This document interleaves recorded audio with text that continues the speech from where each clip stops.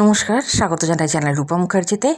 আজ আমরা জেনে নেব অনলাইনে যুবসাথী প্রকল্পের ফর্ম কিভাবে পূরণ করতে হবে। এর জন্য সবার প্রথম এই ওয়েবসাইটটিতে আপনাদেরকে ঢুকতে হবে, অথবা এই কিউআর কোডটা স্ক্যান করে নিলেও কিন্তু আপনারা অ্যাপ্লাই করতে পারবেন অনলাইনে।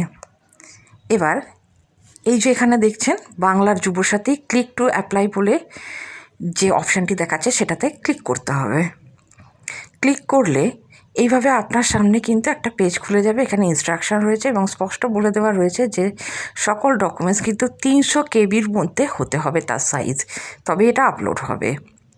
এবার আমাদের যেটা করতে হবে সেটা হলো সমস্ত ডকুমেন্টস স্ক্যান করে রেখে দিতে হবে এবং তারপর করতে হবে অ্যাপ্লাই অনলাইনে ক্লিক। এখানে আপনি আপনার যে মোবাইল নাম্বারটি আছে ব্যাংকের সাথে রেজিস্টার্ড করা সেটা দেবেন এবং এখানে একটা 6 ডিজিট পিন আসবে, ভেরিফাই পিন করবেন, এইভাবে খুলে যাবে। এখানে আপনার মোবাইল নাম্বারটা দিয়ে দেবে, আধার নাম্বারটা দিতে হবে, আপনার নাম, পদবি, মোবাইল নাম্বার যেটা ব্যাংকের সাথে লিঙ্কড আছে এভাবে দিয়ে বাবার নাম, মায়ের নাম, date of birth, category, marital status, এবার আপনার সমস্ত ঠিকানা, তারপরে পিনকোড এসব দেবেন। আপনি কোন বোর্ড থেকে কী পাস করেছেন সেটা দেবেন। প্রেজেন্ট অকুপেশানে দেবেন আনএমপ্লয়েড। এরপরে সকল ব্যাঙ্ক ডিটেলস দিয়ে দেবেন, দিয়ে সেভ ব্যাঙ্ক ডিটেলসে ক্লিক করবেন।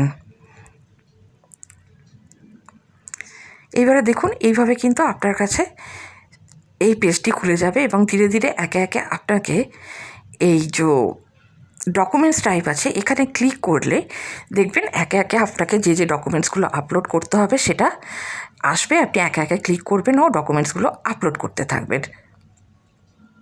হয়ে গেলে সেভ ডকুমেন্টসে ক্লিক করবেন, আর যদি কিছু ভুল হয় তাহলে এখানে কারেকশন করারও সুবিধা আছে।